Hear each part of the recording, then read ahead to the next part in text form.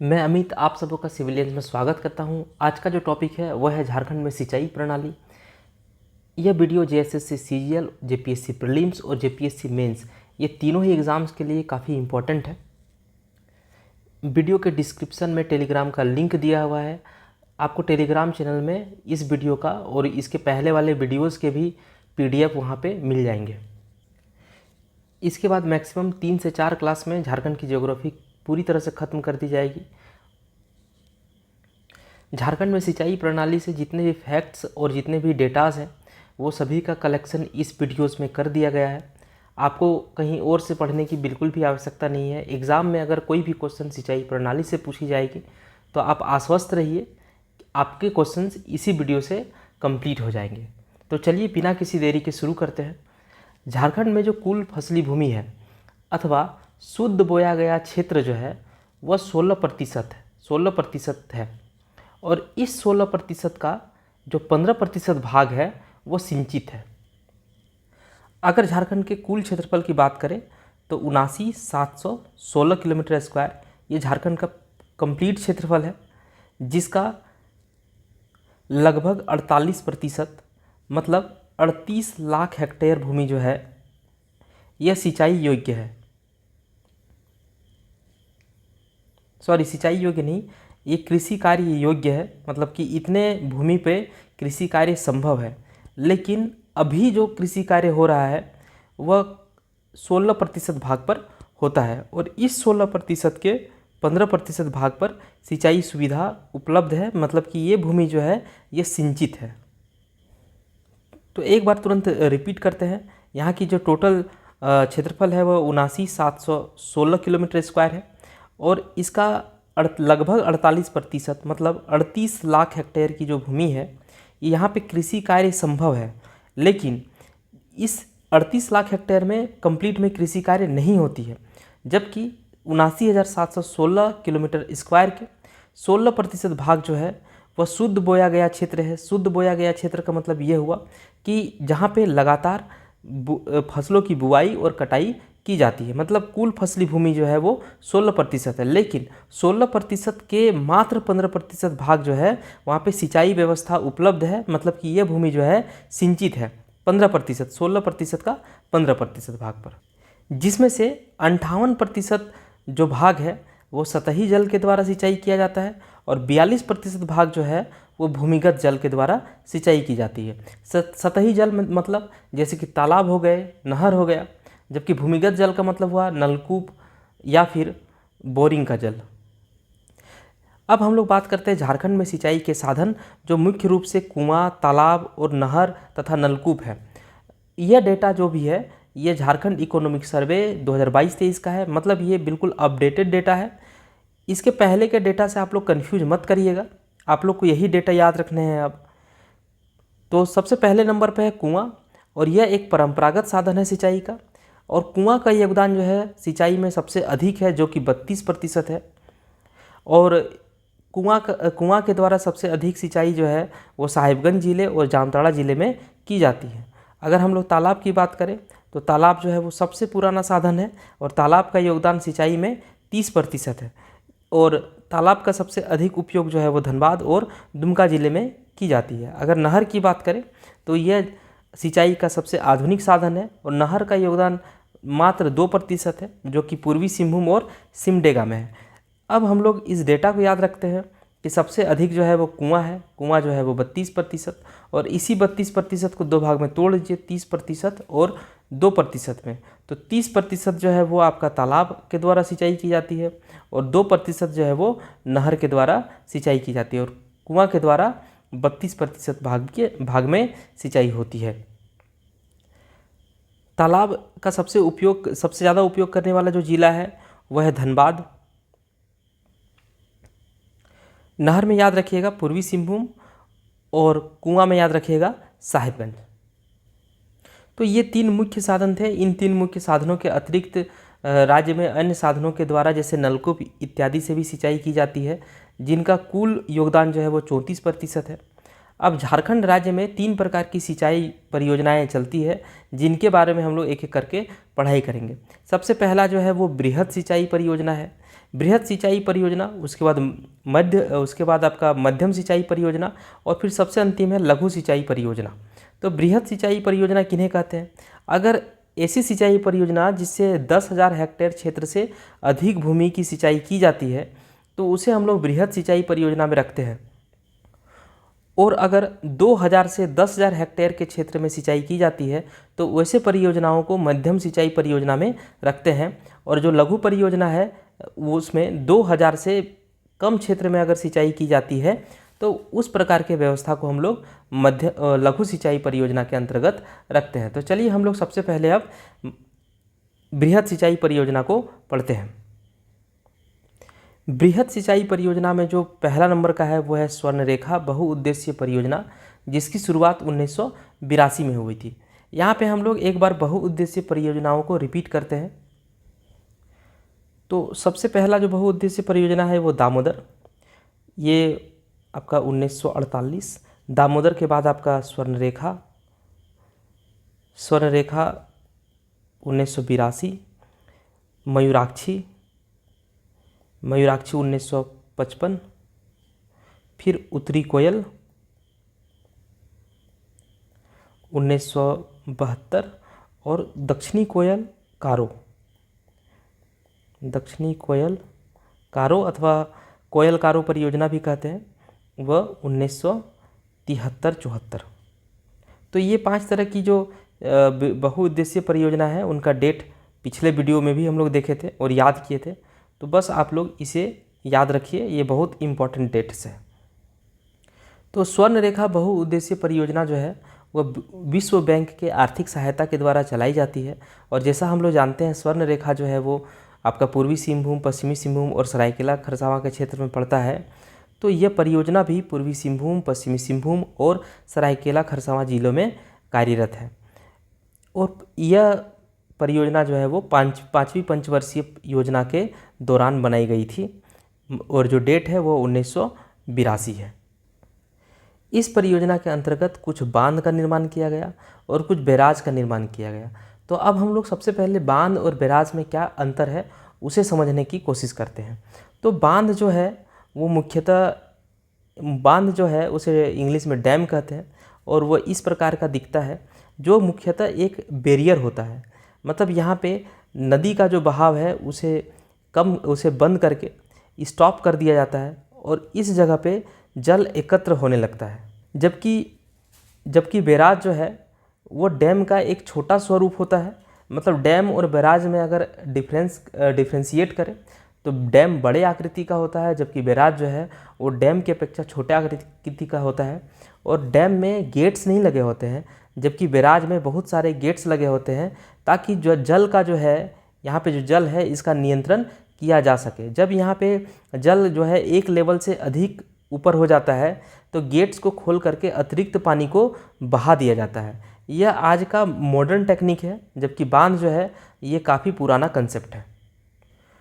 तो स्वर्णरेखा बहुउद्देशीय परियोजना के अंतर्गत चांडिल बांध, ईचा बांध, गालूडी बराज और खरकई बराज का निर्माण किया गया।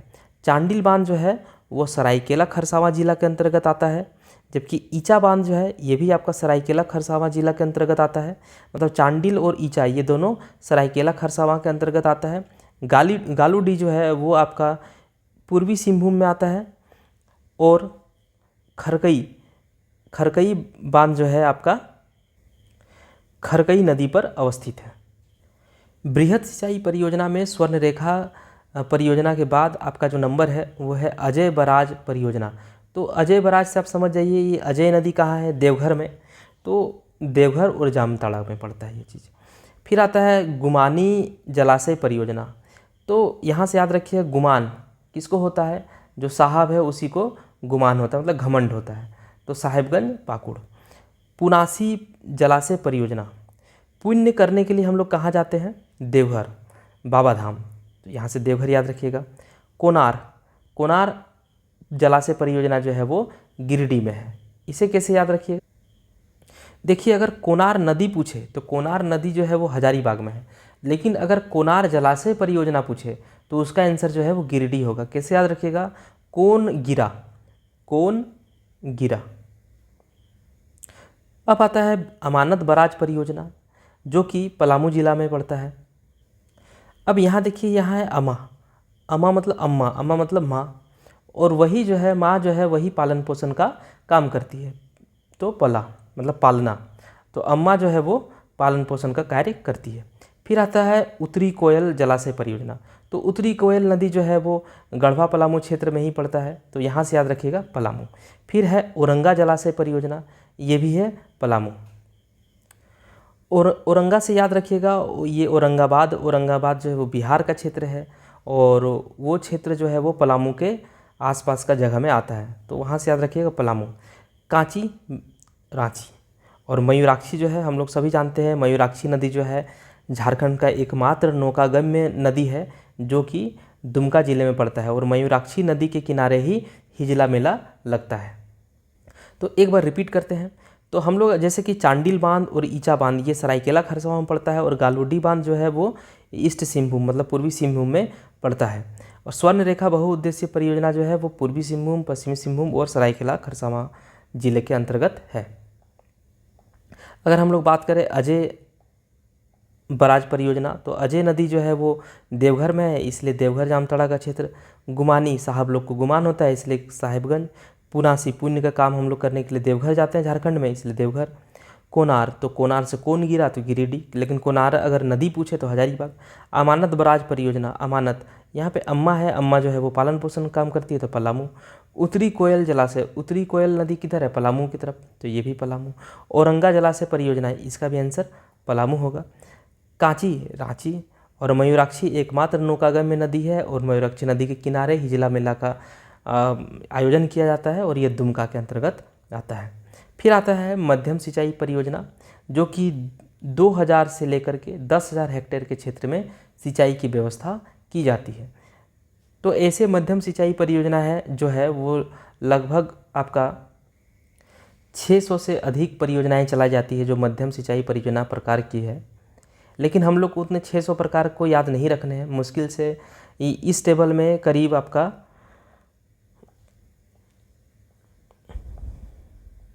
53 मध्यम सिंचाई परियोजना लिखा गया है, तो इस 53 को भी आप लोग को याद रखने की आवश्यकता नहीं है। मुश्किल से 10 से 15 जो है वही इम्पॉर्टेंट है, और उन्हीं चीज़ों को हम लोग ज़्यादा से ज़्यादा कोशिश करेंगे, जितना भी याद रह जाए रख लेंगे। फिर आता है लघु सिंचाई परियोजना, उसको भी हम लोग देखेंगे। तो चलिए हम लोग मध्यम सिंचाई परियोजना को देखते हैं, जिसका सिंचित क्षेत्र जो है वो 2000 से लेकर 10,000 हेक्टेयर तक की होती है। तो यहाँ पे है कंस, तो कंस जलाशय परियोजना जो है वो रांची में है। कोकरो, ये भी रांची में है। कांटी, ये भी रांची में है। रेसा, ये भी रांची में है। वासुकी, ये भी रांची में है। और पतरातू जलाशय परियोजना, ये भी रांची में है। अगर पतरातू डैम पूछे तो ये रामगढ़ में है, लेकिन ये परियोजना जो है जलाशय परियोजना ये रांची में है। लतरातू भी रांची और खूंटी में है, और सुरंगी ये भी रांची में है। तो हम लोग सबसे पहले इस 8 मध्यम सिंचाई परियोजना को देखते हैं जो कि रांची में अवस्थित है। आप सबसे पहले इन तीनों को एक सीक्वेंस में याद रखिएगा, कंस, कोकरो, कांटी। कंस, कोकरो, कांची, कांटी, रांची। कंस, कोकरो, कांटी, रांची। अब आता है रेसा जलाशय योजना। तो रेसा से देखिए, रेस, रेस किसका होता है, तो ये एक स्पोर्ट है, दौड़ प्रतियोगिता, एथलीट्स लोग करते हैं। और अगर सबसे ज़्यादा झारखंड में डेवलप्ड प्लेस जो कि स्पोर्ट्स को लेकर के हो तो वो कौन है, रांची। तो रेसा, रेस जो है वो कहाँ होता है, रांची। तो यहाँ पे आंसर हो जाएगा रेसा जलाशय योजना का रांची। कंस, कोकरो, कांटी, रांची, और रेसा भी होगा रांची। अब आता है वासुकी सिंचाई सह जलापूर्ति परियोजना, तो ये है वासुकी रांची। कैसे याद रखिएगा, वासुकी रांची, वासुकी रांची। अब पतरातू लतरातू, तो पतरातू डैम हम लोग जानते हैं ये है आपका रामगढ़ में, और रामगढ़ से सटा हुआ है आपका रांची। तो पतरातू और लतरातू ये दोनों ही कहाँ होगा, रांची में। और सुरंगी ये है रांची में। एक इम्पॉर्टेंट जलाशय योजना है जो कि तजना, और ये है खूंटी जिले में। अब है कतरी, धनसिंह टोली, अपरसंख और पारस, ये सभी जलाशय योजना जो है वो गुमला में है। इसे याद रखने के लिए आप गुमला से एक शब्द उठा लीजिए, गुम हो जाना मतलब गायब होना। तो गायब होना, गायब कौन सा चीज़ होता है? जो कीमती होता है, महंगा होता है, या फिर पैसा होता है, या फिर धन है। तो जैसे धन, ये तो धन है ही, तो ये गुम हो सकता है। शंख, ये भी महंगा होता है तो ये भी गुम हो सकता है। पारस, ये भी महंगा होता है, ये भी गुम हो सकता है। साथ ही साथ धन जो है वो कहाँ रखा रह सकता है? पैकेट में। तो जेब कतरा, जेब कतरा क्या करेंगे? आपके धन को गुम कर देंगे। तो जेब कतरा से होगा कतरी, धन तो धन है ही, शंख और पारस, ये चारों ही जो जलाशय परियोजना है वो आपका गुमला में है। अब ये याद रखना होगा, तपकरा और रामरेखा, ये दोनों ही जलाशय परियोजना जो है वो गुमला सिमडेगा में अवस्थित है। तो रामरेखा सिमडेगा, रामरेखा सिमडेगा, और तपकरा भी सिमडेगा, और कसजोर ये भी सिमडेगा में। फिर है सलैया जलाशय परियोजना हजारीबाग। 1000 बागों के निर्माण में सालों साल लग गए। तो हजारीबाग, सलैया। भैरवी नदी या फिर भेड़ा घाट, भेड़ा नदी, जिसके किनारे पे आपका जो राजरप्पा मंदिर रामगढ़ का है वो भैरवी नदी में ही के किनारे है। तो वहाँ से याद रखिए भैरवा जो है वो रामगढ़, हजारीबाग। अब यहाँ पे है नंदिनी। नंदिनी किसी लड़की का नाम जैसा लग रहा है, तो वो दगा दे दी, तो नंदिनी लोहरदगा। और अगर सुकरी जलाशय परियोजना की बात करें तो वो भी लोहरदगा में है। पंचखेरो जो है वो आपका कोडरमा हजारीबाग में पड़ता है, और बक्सा जो है वो हजारीबाग चतरा में पड़ता है। केसो कोडरमा, ये याद रहेगा, केसो कोडरमा। और गरही, ये भी याद रहेगा, गरही चतरा। अगर कोई गड्ढा है और वो बहुत गहरा है तो वो खतरनाक है हमारे लिए, मतलब खतरा है हमारे लिए, तो खतरा से हो जाएगा चतरा।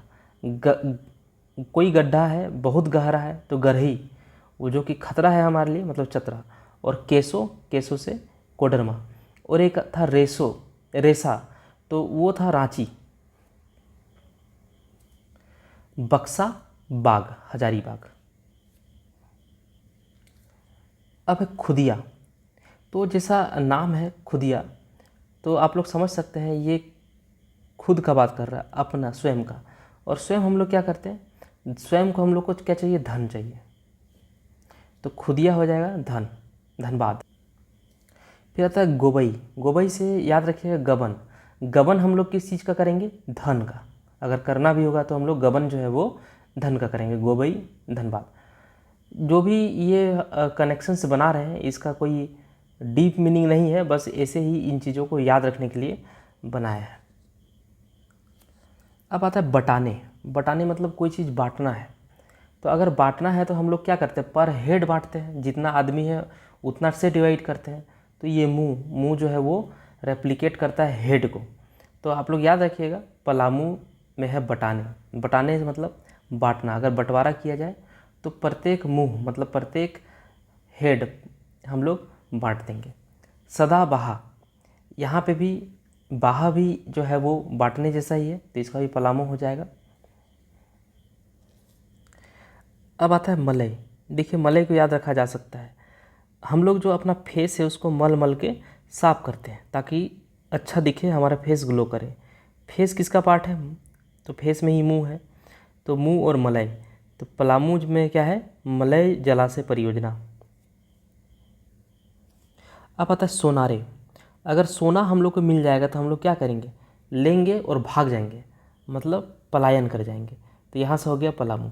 इसके ऊपर था आपका गोबई, गबन करेंगे। तो गबन हम लोग सोना का नहीं करते, गबन हम लोग किसका करते हैं? धन का। और खुद जो है हम लोग कमाते हैं धन, ना कि सोना। तो ये कन्फ्यूजन नहीं रहेगा आप लोग को। खुदिया और गोबई जो है वो धनबाद हो जाएगा, और सोनारे जो है वो पलामू हो जाएगा। अब यह अनराज, जो अनराज जलाशय परियोजना जो कि गढ़वा में है, तो इसको ऐसे याद रख ले, अनगढ़वा। अनगढ़वा, ये ठीक एक शब्द बन गया, अनगढ़वा। अब है बायां बाकी गढ़वा। अनगढ़वा और बायां बाकी गढ़वा, अनगढ़वा बायां बाकी गढ़वा। याद रह जाएगा ये चीज़, एक दो बार रिपीट कर लीजिएगा आप लोग।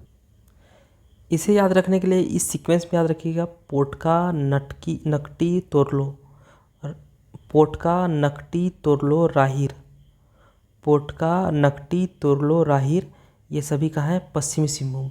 इसे एक ही सीक्वेंस में आप लोग याद रखिएगा, पोटका नकटी तोरलो राहिर, और ये सभी कहाँ हैं? पश्चिमी सिंहभूम में। साथ ही साथ पश्चिम सिंहभूम में झरझरा और सोनवा भी है।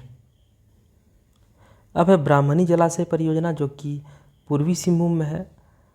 ये ब्राह्मण शब्द जो है या फिर ब्राह्मण जो है वो हिंदू धर्म में पूजा पाठ का काम करते हैं। तो पूजा पाठ के लिए हम लोग जो है नमन जो है वो पूर्व दिशा की तरफ करते हैं, तो वहाँ से हो गया पूर्वी सिंहभूम। तो ब्राह्मणी जो है वो पूर्वी सिंहभूम। रोरो, रोरो जलाशय परियोजना, रोरो से शब्द है रोना। हम लोग किसके पास रो करके मन्नतें मांगते हैं? तो वो भगवान के पास, मतलब, और भगवान के पूजा जो हम लोग किस दिशा में मुँह करके करते हैं? तो पूर्व दिशा की तरफ, तो पूर्वी सिंहभूम। जैन साई में देखिए साई है, साई जी को भी भगवान का ही दर्जा दे दिया गया है, तो यहाँ से इनको भी याद रख लीजिए, पूर्वी सिंहभूम। तो पूर्वी सिंहभूम में जो ब्राह्मणी, रोरो और जैन साई है, इनको याद रखने का सिंपल सा यही तरीका है कि पूरब दिशा में हम लोग पूरब दिशा की तरफ सूरज उगता है, और हम लोग जितने भी पूजा पाठ करते हैं वो पूरब दिशा की तरफ ही मुँह करके करते हैं। और भगवान की पूजा के दौरान ब्राह्मण का जो रोल है वो बहुत ही महत्वपूर्ण है हिंदू धर्म में। तो ब्राह्मणी जो है वो पूर्वी सिंहभूम। और एक्चुअल में हम लोग रोते कब है?